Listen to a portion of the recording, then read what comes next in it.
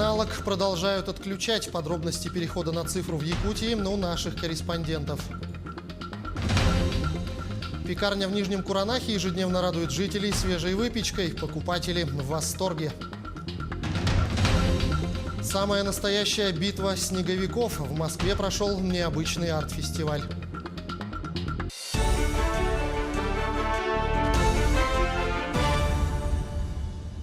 В эфире новости, в студии Иван Лазаренко. Здравствуйте. В Верховном суде закончилось итоговое рассмотрение уголовного дела по доводам апелляционных жалоб по делу об убийстве трехкратного чемпиона мира по кикбоксингу Иннокентия Макарова. Верховный суд отменил приговор Якутского городского суда от 22 ноября 2018 года и признал Степанова виновным и назначил срок наказания в виде лишения свободы в колонии строгого режима на 10 лет. Напомним, что Степанов не согласился с приговором Якутского городского суда, которым он был осужден на 9 лет с отбыванием срока в исправительной колонии строгого режима.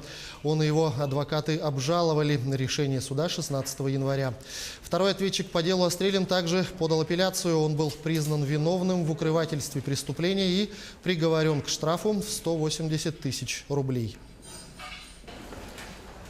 В 7 российских регионах уже стартовал первый этап перехода на цифровое эфирное вещание.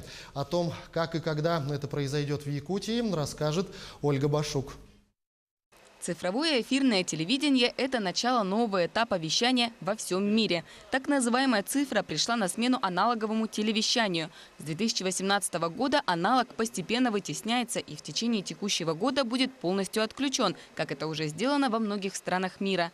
Важно отметить, что в отличие от кабельного и спутникового телевидения, зрители цифрового эфирного вещания не платят абонентскую плату.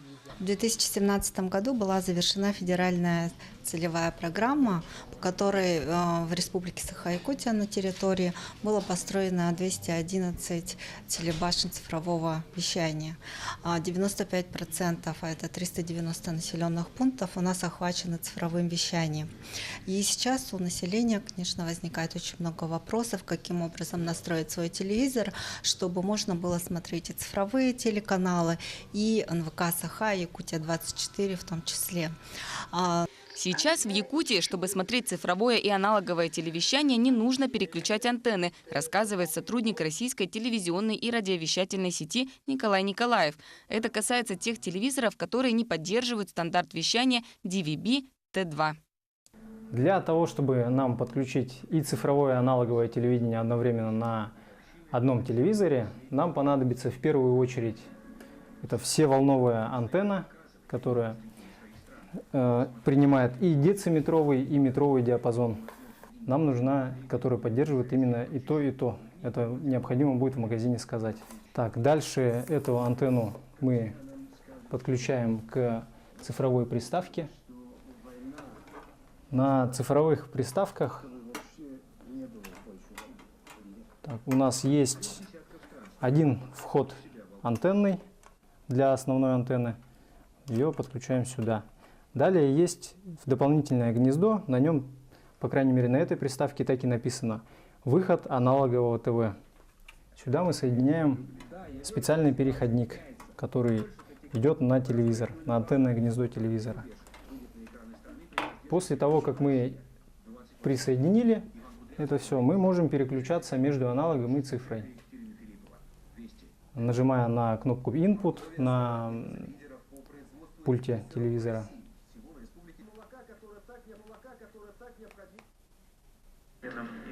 Так производится переключение между цифрой и аналоговым телевидением. У людей, которые не охвачены цифровым телевещанием, есть возможность смотреть любимые телеканалы через спутниковых операторов. Нужно сказать, что 5% людей, а это где-то 50 тысяч людей живут вне зоны цифрового телевещания. Но для них предоставлены льготы по приобретению спутникового оборудования, это примерно 40% дисконта, и бесплатный просмотр социального пакета, так называемого, у телеоператоров Орион Экспресс и НТВ+. Значит, люди, проживающие в этих населенных пунктах, они могут подключиться абсолютно бесплатно и смотреть в том числе НВК Саха, Якутия-24 и Мамонт. Операторы, которые вещают в аналоговом формате в первых 7 регионах, будут неделю транслировать информационную заставку по переходу на цифровой стандарт. По номерам горячей линии каждый может получить подробную информацию вплоть до совета, какой магазин ближе и какое оборудование стоит приобрести. Республика вошла в 3-й этап отключения аналогового телевещания, то есть 3 июня. С этого времени будут отключены федеральные каналы, но останутся НВК «Саха» и Якутия-24. Поэтому, приобретая цифровую приставку, нужно обязательно убедиться, что она будет принимать и цифровое, и аналоговое вещание. Ольга Башук, Георгий Григорьев, Якутск. За 6 лет в Якутии отремонтируют свыше 1000 километров дорог. В рамках национального проекта по автодорогам в Якутии до 2024 года должно быть отремонтировано свыше 1000 километров региональных дорог и 200 километров в столице республики. Отметим, что ранее в Якутии ремонтировалось в год 20-30 километров региональных дорог. Работа рассчитана на 6 лет. За этот период на финансирование будет выделено чуть менее 30 миллиардов рублей. В том числе город Якутск получит 9 миллиардов рублей. За последние 6 лет в Якутске было отремонтировано 85 километров дорог, что также являлось существенным объемом. И как отметил глава республики, в Якутии контроль за расходованием средств на реализацию национальных проектов будет очень жестким. Это дороги не только, например, там, центральной части Якутии, но и дороги на северах, которые тоже, мы считаем, требуют серьезного подхода для того, чтобы в том числе и заявленными нами развитие наших северных районов тоже шло достаточно быстрыми темпами. Это автодорога Яна, о которой я говорю, будет ремонт и на дороге у нас. Будут у нас проводиться активные работы по дороге Анга, в Алеккинском районе, в других районах нашей республики. Еще раз говорю, для того, чтобы на самом деле наши дороги были в основном уже приведены в нормативное состояние. Я уверен, что на всех этапах реконструкции в Якутске и на региональных дорогах будет широкий общественный контроль, будет контроль со стороны контрольно-надзорных органов для того, чтобы все работы были выполнены качественно, были выполнены по хорошему, скажем так, в установленные сроки, без всяких нарушений. В Нижнем Куранахе Алданского района пекарня ежедневно выпускает свежую продукцию. Население в восторге. Об этом подробнее в сюжете Татьяны Вахниной.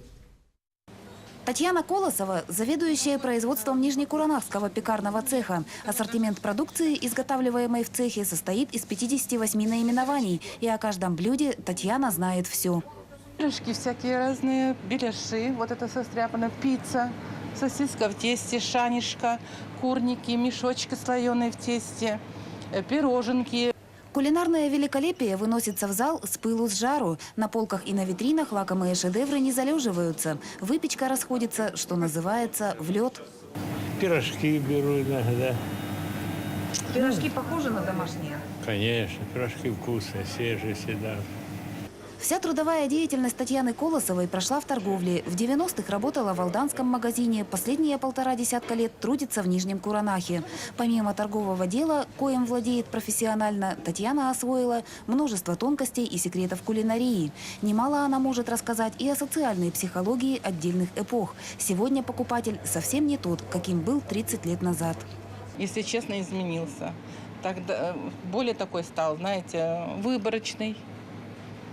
Не так, как раньше было, что раз-раз, там по талонам, когда, помните, было, все это брали. А сейчас выборочно, да, люди выбирают, что им взять, что подходит, что не подходит. Где-то закажут что-то. За свою трудовую деятельность Татьяна сделала еще один интересный вывод. Чем лучше снабжение и выше доходы семьи, тем меньше времени хозяйка проводит на кухне, стремясь порадовать близких вкусненьким. Хотя выпечка по-прежнему любима и детьми, и взрослыми. Пожилые ходят очень много, пенсионеры у нас берут пирожки. Сами сейчас уже люди не хотят стряпать, берут пирожки всякие, берут печеные пирожки, они больше на печеные налегают. Дети у нас здесь, недалеко школа. Купить проще, чем готовить, и это распространяется не только на выпечку и десерты, но также на полуфабрикаты. Котлеты, отбивные, тефтели и пельмени – пища гурманов. И на полуфабрикаты, которые производятся в цехе, спрос стабильно высокий. Татьяна Вахнина, Сергей Шипачев, Александр Лукин, Алданский район, поселок Нижний Куранах.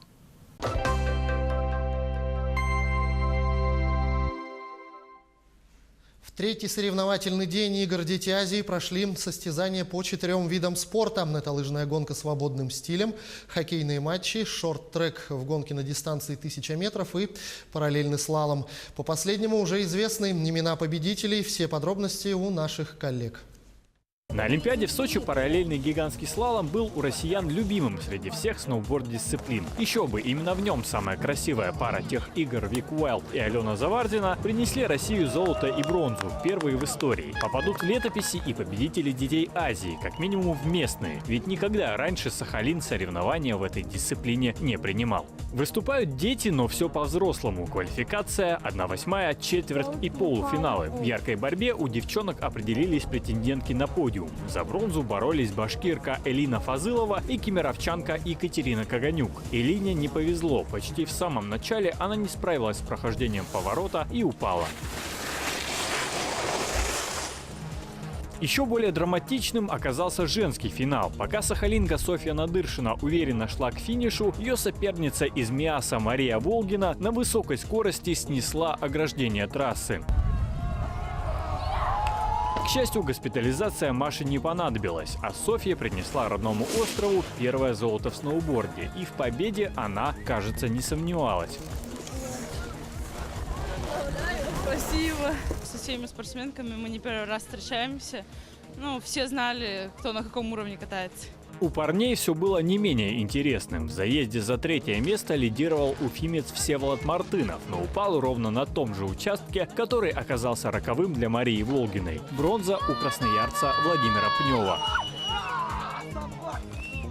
По словам тренеров, коварный поворот на синей трассе сегодня потрепал нервы многим. Однако сложный финал на этом участке компенсируется более легким стартом, так что шансы у всех равны. Островитянин Артем Жмурко с родным склоном справился, но оказался чуть медленнее миасца Ярослава Степанко, который и забрал золото.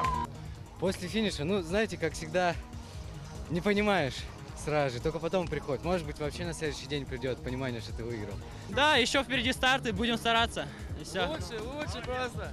В следующий раз покорители снежных досок разыграют мужские и женские комплекты медалей в трюковой дисциплине Big Air. Продолжая зимнюю тему, в Москве прошел фестиваль «Арт-битва снеговиков», участники которого слепили более 80 снежных скульптур всевозможных форм и размеров. Об этом рассказывает Артем Сторонов. Более 500 человек собрались в минувшие выходные в центре Москвы, чтобы посостязаться в искусстве лепки снежных фигур. Они стали участниками ежегодного фестиваля «Арт-битва снеговиков».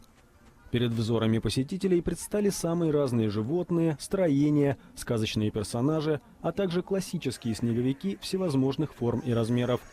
Конкурсанты могли использовать при создании скульптур заранее приготовленные материалы, например, краску, одежду, овощи и так далее.